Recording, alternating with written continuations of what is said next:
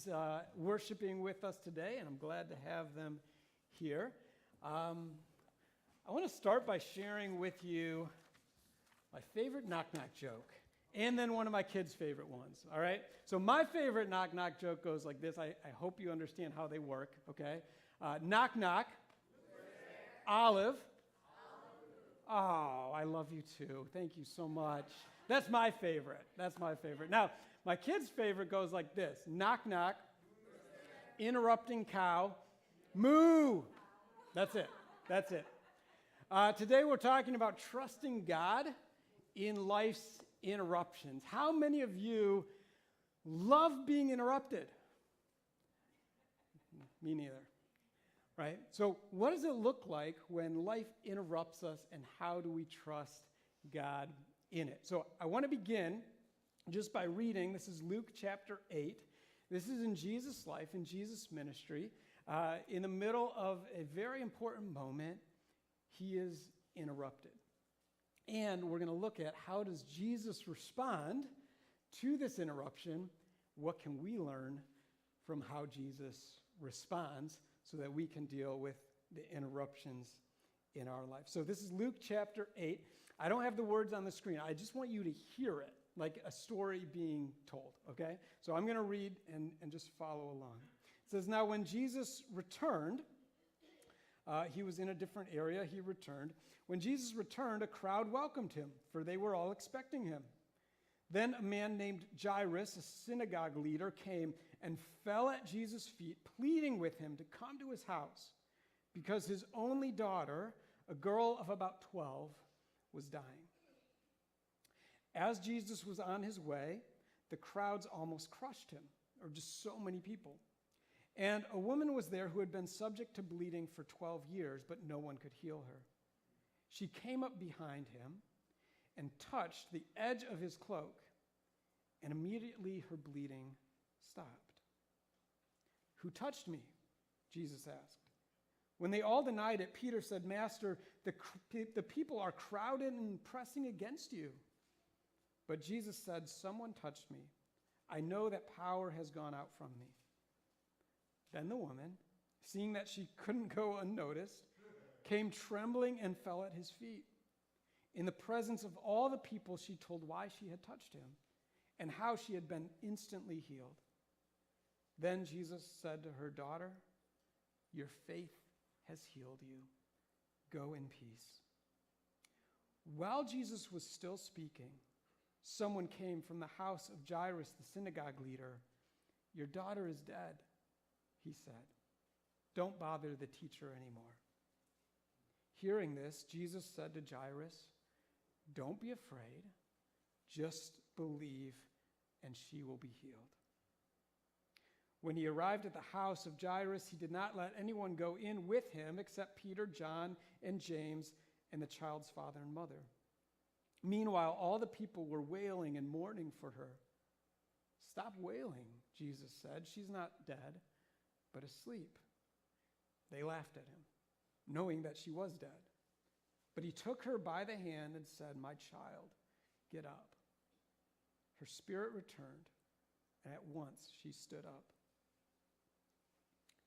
Then Jesus told them to give her something to eat, and her parents were astonished, but he ordered them not to tell anyone what had happened." All right. How does Jesus deal with interruptions? How do we trust God in interruptions? Sometimes our life can get really full, and we're just busy, and we feel like we've always got things to do. And sometimes we think the solution is we've just got to organize our schedule better. We just need to be more productive. We just need to do this, and then we can manage it all. But honestly, sometimes the problem is not all those solutions. The problem is, are we trusting God? And so I want to talk about that today.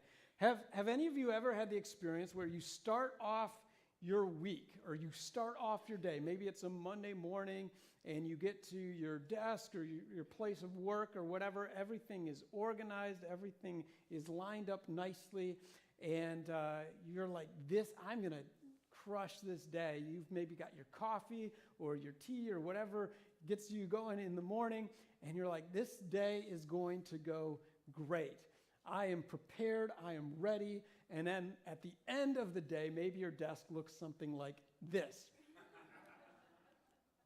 And you actually end the day with more to do than you had to do at the start of the day. Has anyone been there and experienced that feeling?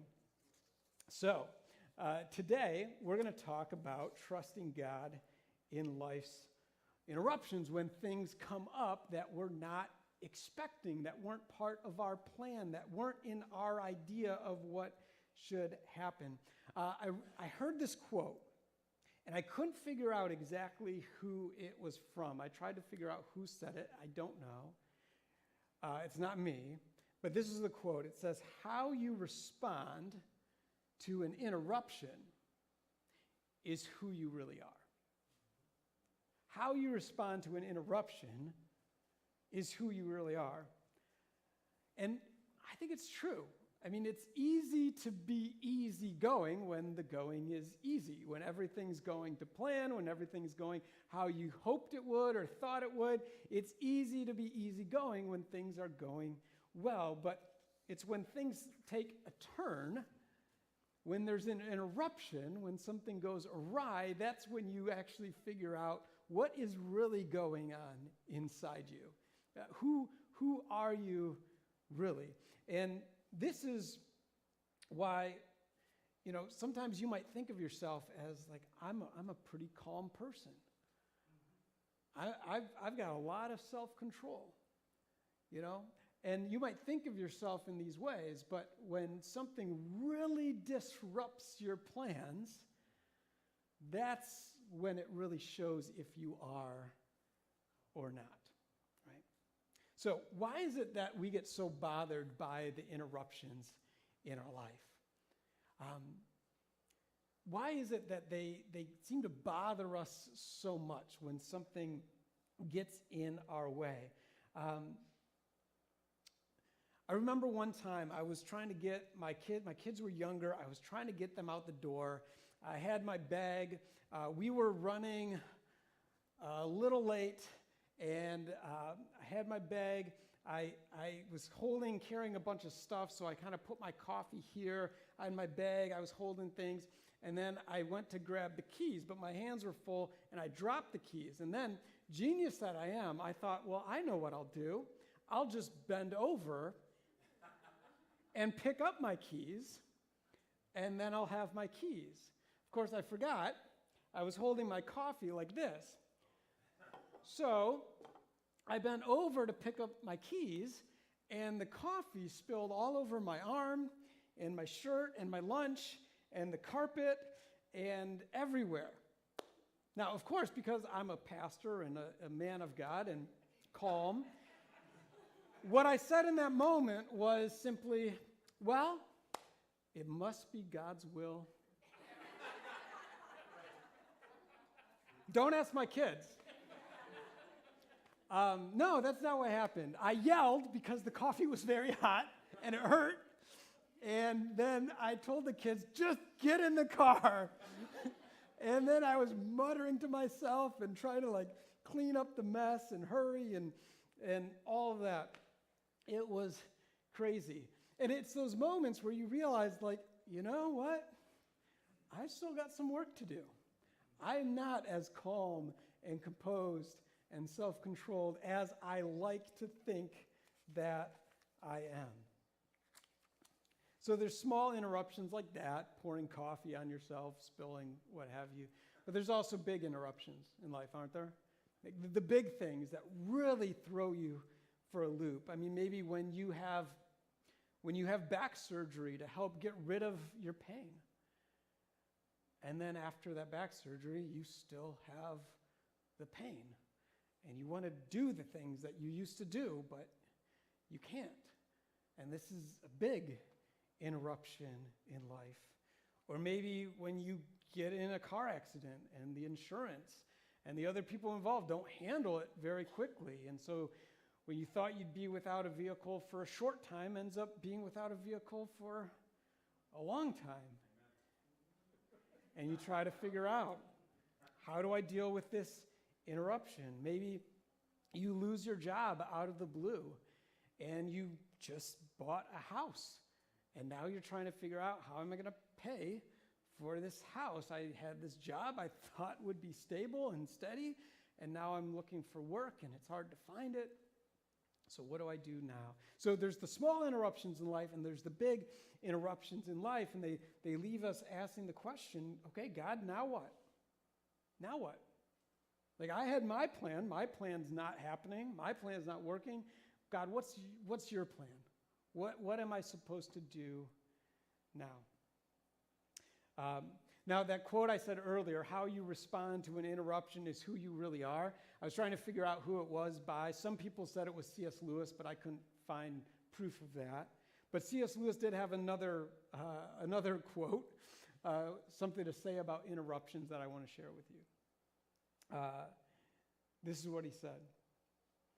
He said, the great thing, if one can, is to stop regarding all the unpleasant things as interruptions of one's own life or real life.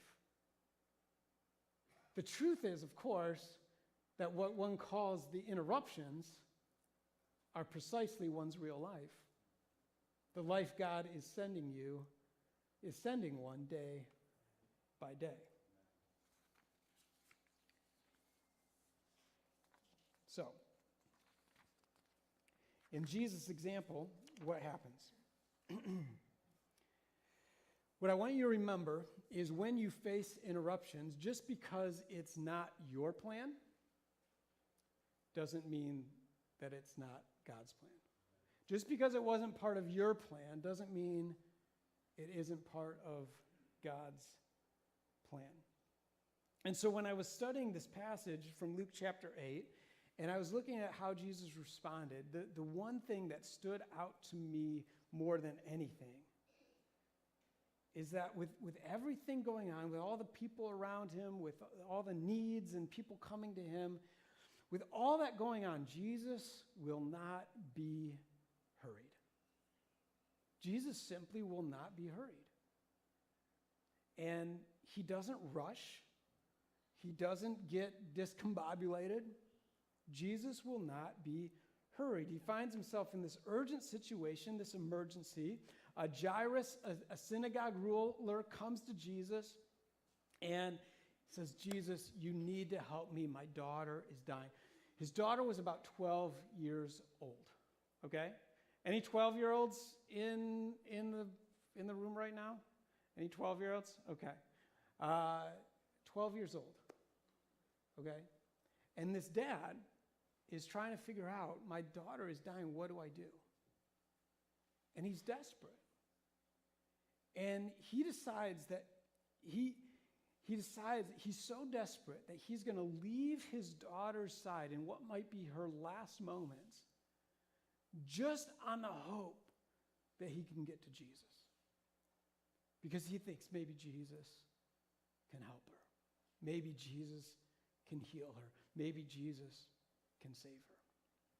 So he leaves his daughter's deathbed, if you will, her side, to go to get Jesus. He falls on his knees when he gets there. He begs Jesus, my daughter, she's 12, she's dying. And as a father, there's nothing more important. There's nothing more urgent than that. And maybe Jesus could help. And so they're trying to hurry and get over to his home, to his daughter, to help her. But the crowds are all around Jesus, and they're pressing in. And I like to imagine what some of the disciples were thinking. Like maybe they wished that they had some kind of siren, like a fire truck or something, or an ambulance. Like, get out of the way, people. We've got something important. This is an emergency. We've got to get there. But all these people are around Jesus. And you imagine people are like, okay, we got to hurry. Get out of the way. Get out of the way. And then as they're going, Jesus stops. And again, if the disciples were like me, they're probably thinking, Jesus, what are you doing? We don't have time to stop. And then Jesus says, who touched me? Are you kidding me? Who touched you? Like, there's people all around you. We're just trying to push our way through them to get to this daughter who's dying, to help this dad who's desperate. We need to get there. What do you mean, who touched me? And that's what Peter says. What do you mean? The people are all pressing against you. Like, we're all smushed together in here. What do you mean, who touched you? And Jesus says, someone touched me. I know that power's gone out of me. Someone touched me. And he stops. And he waits. And it's in that stopping and waiting that the woman who had been bleeding for 12 years, who hoped just by touching Jesus she could be healed, and she came and she touched Jesus and she was healed, and she was hoping she could just sneak away. She realizes Jesus stopped, and he's not going anywhere. And I might as well say what happened. So she comes forward, falls at his feet, and says, I've had this affliction for 12 years. No one could heal it. No one can heal it. And I thought if I could just touch you, and I touched your cloak, and I was healed. And Jesus takes the time. And can you imagine, just in the middle of that, no one is arguing that this woman and her need is more important in that moment than Jairus' daughter who's dying. And no one would have said at that time that this woman is more important than the synagogue ruler. I mean, this is the synagogue ruler. So if we're trying to decide who do we triage here, like who's more important, everyone in the crowd would say, no, you've got to go with Jairus. It's his daughter. That's more important. You can't stop for this woman. But Jesus does. And in stopping, Jesus gives her dignity, compassion, and care. And he even goes so far as to say, daughter, your faith has healed you. He commends her faith for coming to him and being bold enough and believing enough that if she could just touch him, she would be healed.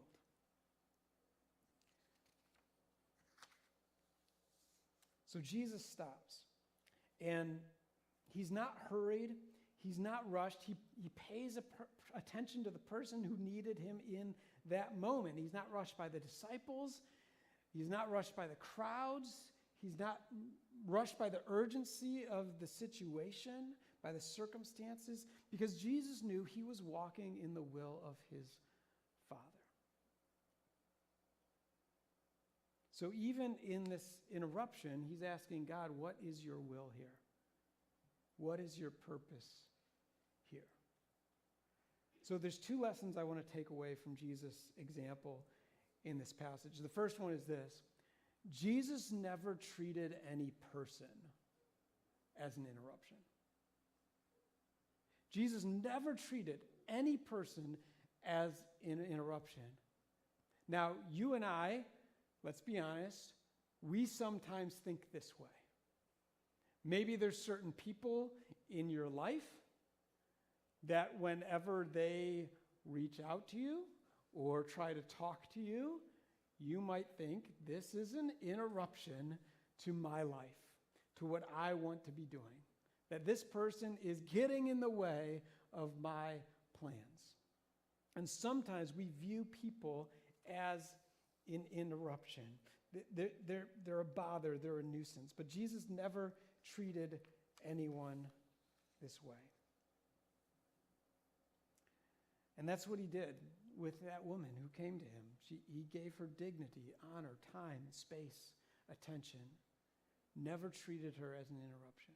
Even though the disciples were like, this is not worth our time, Jesus never treated anyone as an interruption. There's a few other examples of that throughout Jesus' life that I want to share. There are people who viewed certain other people as a nuisance, an interruption. They're not worthy of your time. Jesus treated them as worthy. So Luke chapter 5, the Pharisees and the teachers of the law asked Jesus, why do you eat with these tax collectors and these sinners? Like, why do you waste your time with people who aren't any good? That was their perspective, right? But Jesus responds, and he says, it's not the healthy who need a doctor, it's the sick. I've come to seek and save those who are lost. Jesus didn't treat people as an interruption. The Pharisees knew the game in their society where the people that you eat with, if you eat with people who are important, then you seem more important. They increase your reputation. But Jesus didn't bother with that. In Luke chapter 7, Jesus is invited to a Pharisee's house and to share a meal with him. So this would have been an important meal. You're in a house of someone important, and in the middle of their meal, this woman who was known, had a bad reputation, she comes and she interrupts this meal. And she comes and she kneels at Jesus' feet, and she's crying. She's got tears in her eyes, and she's worshiping Jesus, and she's got this perfume, and she's anointing his feet. And the people around Jesus, they're thinking, if Jesus knew who this was, he would never let her interrupt them in this way. If Jesus knew who this was, he would just send her away. Say, stop bothering us. You know, you're an interruption to this meal that we're trying to have. But Jesus didn't view her as an interruption. In fact, Jesus commended her and said what she has done is going to be remembered for a long time. Jesus didn't treat anyone as an interruption. He saw it as an opportunity to speak God's truth to her.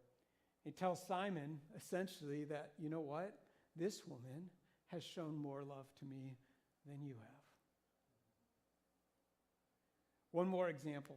Luke chapter 18. People are bringing their children, their babies, their infants. They're bringing them to Jesus so that Jesus can lay his hand on them and bless them. And the disciples say, listen, there's lots of grown-ups who have needs, who need to talk to Jesus, to see Jesus. Why are we bothering with these kids? And so the disciples say, make sure the kids don't get close to Jesus. And Jesus says, wait, no. Let the children come to me. Don't hinder them. Don't stop them. And then he goes as far as to say, listen, look at these children. Unless you grown-ups, you big people who think you're so much more important, unless you have faith like this child, you're never going to enter the kingdom of heaven. How about you try to be more like them? So Jesus never treated anyone like an interruption. And so Jesus took time and he blessed the children. The world thinks in terms of the way that you value people is by how much value they can add to you. But Jesus never thought of people that way. Jesus never treated anyone as an interruption. And the second lesson that we learn from Jesus is that when you are running on God's time, you will never run out of time. Because imagine what happens. So Jesus stops in the middle of this emergency to get to Jairus' daughter. He stops. He asks, who touched me? He has this interaction, this conversation with this woman. And all the time, the disciples are like, we got to go. We got to hurry. We don't have time for this. And then as Jesus is wrapping up this conversation with this woman, a messenger comes from Jairus' house with the worst news. Your daughter's dead. Your daughter's dead. So it's too late. You don't bother the teacher anymore. It's too late. We ran out of time. It took too long. It's over. It's done. There's no hope. So just let the teacher go back to whatever he was doing before you asked him to help. Don't bother the teacher anymore. And can you imagine if you're the disciples and this whole time you've been thinking, we got to go, we got to hurry, we can't stop, we can't wait. And now this person says, it's too late, the daughter's dead. And imagine you might even be thinking like, I was trying to tell you. I was trying to tell you we needed to hurry. Why didn't you listen to me? But Jesus couldn't be hurried. Jesus didn't treat anyone as an interruption. But then when this news comes, what does he say? Jesus knew that it wasn't too late. It's not too late for God. By our definition, that's what we say. It's over, it's done, it's too late. But by the power of God, it's not too late. For those who trust in Jesus, it's not too late. And so Jesus says this: don't be afraid. Just believe, and she will be healed. And so instead of parting ways, Jesus going his own way, he goes with them. Now, this is an incredible thing to say to someone who just heard the news that he lost his only daughter. Don't be afraid. Just believe. A lot of times when our life gets interrupted, we get afraid. And we actually think of, we finish the story. We kind of decide that we know what's going to happen now, and it's not good. And we kind of play it out to its completion of like, oh no, this is what's going to happen. And we think of all the terrible scenarios that are going to happen. Oh, this is going to be bad. I can tell where this is going. It's not any place good. It's all lost now. There's no point. There's no purpose. We might as well just pack up and go home. But for the one who believes in Jesus, there's no such thing as too late. And so when we face interruptions in our life, instead of just saying, that's not my plan, and getting all upset and all worked up, what if we were to open our hands and say, God, what are you doing right now? God, what opportunity are you opening here? God, who do I have the opportunity to bless as a result of this interruption? God, how can I act in a way that shows that your Spirit is working in me? How can I act in a way that shows that I trust you? God, I don't have to be in control of everything. You can be in control. I think one of the reasons the interruptions bother us so much is because they threaten our sense of control. They threaten this idea that I can control what happens, I can make my plans, everything will work out. The idea that I'm in control. And so when interruptions come in, they kind of shatter that illusion. And we get all upset about it and worked up about it. But what if we treated interruptions like Jesus did? And saying, God, what opportunity are you opening up? Just because it wasn't my plan doesn't mean it's not part of God's plan. So for the one who believes in Jesus, it's never too late. So Jesus arrives at the house of Jairus. Peter, James, and John go in with him. All the people are wailing and mourning. And Jesus says, stop wailing, stop crying. She's not dead, but asleep. And they responded the way probably most people would respond if someone shows up at a funeral and says, that person's not dead, they're sleeping. They laughed at him because they knew she was dead. But Jesus knew that it's not too late when God is at work. And so he takes her by the hand and he says, my child, get up. And it says her spirit returned, and at once she stood up. What I love about this, and it's just a minor detail, but what I love is that when Jesus brings this girl back to life, it's not like he brings her back to just the brink of death. Like, he doesn't bring her back to life like, okay, now she's still sick, maybe it will take her days to recover. When Jesus heals her, she stands right up. And he's like, hey, I bet she's hungry. You should probably get her something to eat. Like, when Jesus heals her, it's this complete healing. It's not this, like, just enough to get by kind of healing, power of God. It's like, no, she's alive. She's awake. She's standing up. Hey, let's eat something because she's hungry. And her parents are astonished. And he says, don't tell anyone what's happened. Some of us in our lives, because of the interruptions we faced, or because of the interruptions we're facing, we're tempted to just throw our hands up in the air and say, it's too late. There's nothing to be done about it. But I'm telling you, with God, it's never too late. It's never too late. And for Jairus, I'm sure it felt like it was too late. When the messenger came and said, don't bother the teacher, your daughter's dead, I'm sure it felt like it was too late. But when God is in the picture, when Jesus is in the picture, there's no such thing as too late.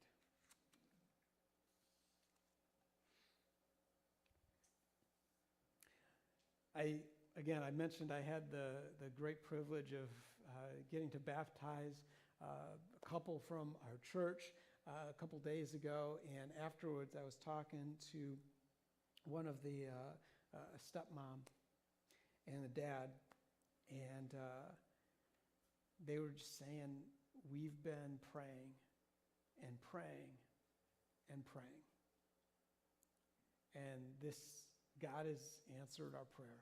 And I know, some of you hear that and you think, but I've been praying, and I've been praying, and I've been praying, and nothing's happening.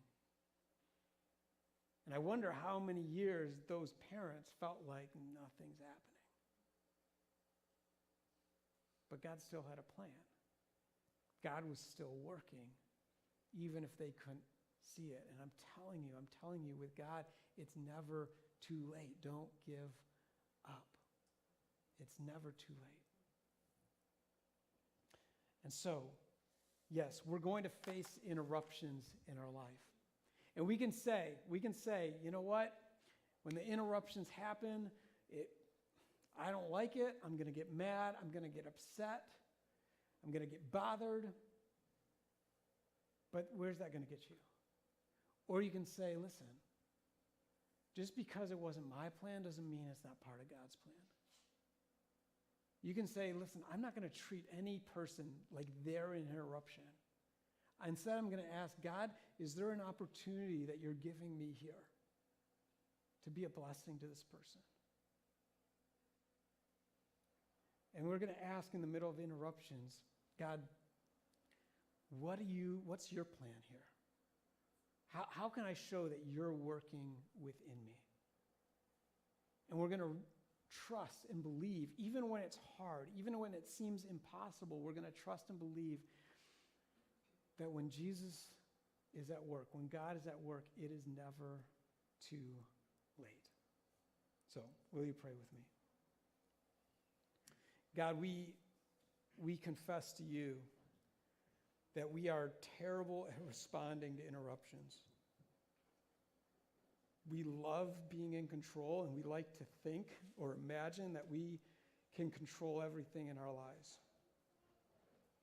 And so when we get interrupted, we get bent out of shape, we get worked up, we start blaming you.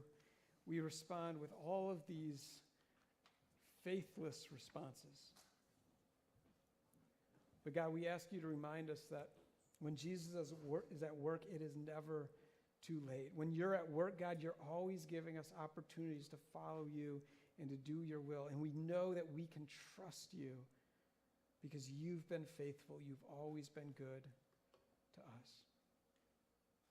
So God, teach us how to respond to life's interruptions in a way that glorifies and honors you and shows that we can trust you in any and every circumstance. And God, remind us that for those who believe in Jesus and trust in him as their Lord and Savior, even at the end of life, even in our last breath, even when we face death, it is not too late. Because for those who die in Jesus Christ, it is just the beginning of new life with you. God, give us faith to believe your promises. In Jesus' name, amen.